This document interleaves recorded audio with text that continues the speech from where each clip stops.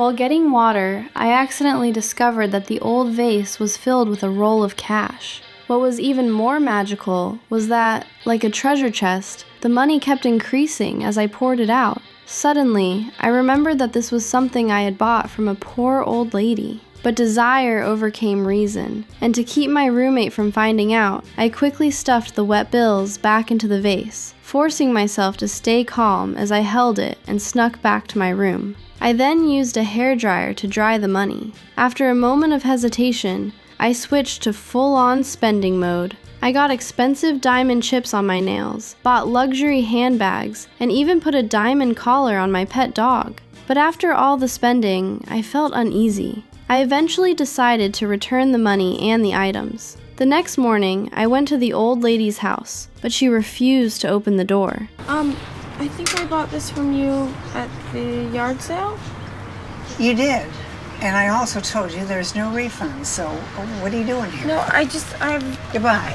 But no. It's not about Before I could say anything, she shut the door in my face. I could have continued to squander the money, but instead, I made a life-changing decision. I decided to stay right by her doorstep. I don't know how long I waited, but finally, I saw Sandy get into a taxi. I immediately followed her, and we ended up at the supermarket. After she went inside, I approached the taxi she had been in, paid the fare, and sent the driver away. When Sandy finished her shopping and watched her taxi disappear down the street, she seemed helpless. That's when I showed up just in time. Oh my god, hi!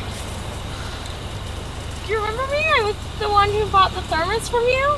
Before she could refuse, I quickly loaded all her bags into my car. On the way home, I tried to make conversation, but Sandy remained silent the whole time. When we arrived at her house, I didn't leave. Instead, I used thirst as an excuse to go inside. Though Sandy was clearly unwilling, she still poured me a glass of water. But after only a few sips, I handed the glass to the dog on the floor, which immediately angered her.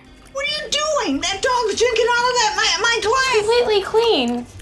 Fine. You'll have to throw my glass away. Do you realize No, that the animal's drinking out of my glass? Sorry.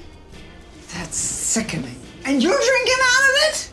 I couldn't help but chuckle inwardly as I watched her flustered reaction. To get to know Sandy better, I deliberately started more conversations, but she was very cautious and only revealed that every Saturday she played bingo with the elderly. So, that Saturday, I went to the game hall, pretending it was a coincidence, and sat next to Sandy.